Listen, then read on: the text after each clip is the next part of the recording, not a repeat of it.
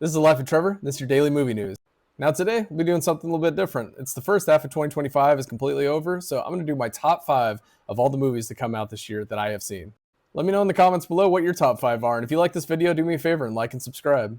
But with no further ado, here are my top 5 of 2025 so far. Number 5 is 28 Years Later. I gotta say, I was really excited for this movie for a long time and was looking forward to its release.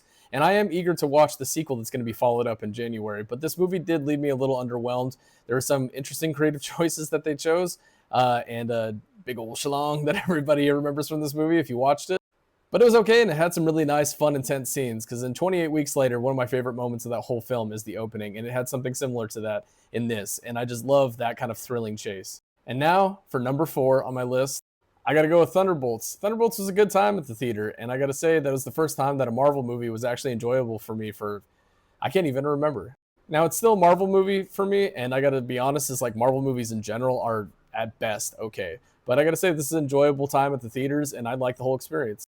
And speaking of comic book movies, number 3 is Superman. Superman was a really fun time at the theaters. It was great world building, and I thought James Gunn did a really good job. I mean, it did have a couple problems that I kind of overlooked just because the overall experience was just a really fun summer blockbuster, but not as fun for me as number 2, which was Companion. Companion was a fun, thrilling movie. It was an enjoyable experience. It sadly didn't make that much money at the box office, but I think it got really good word of mouth, and it's from the creators of Barbarian, and I'm really excited about Weapons coming out. That'll be in my top 5 most anticipated next year. But my number 1 film of the year so far was Sinners. Ryan Coogler really knocked it out of the park with this one. I mean, the art direction, the cinematography was just like top notch. And I wouldn't be surprised if it gets a lot of Oscar nominations by the end of the year. But I do got to say, even with these top 5 movies, none of them completely wowed me, and I hope won't make it to my top 10 of the year, because even with this one, I'd give a solid 7.5, 8 out of 10.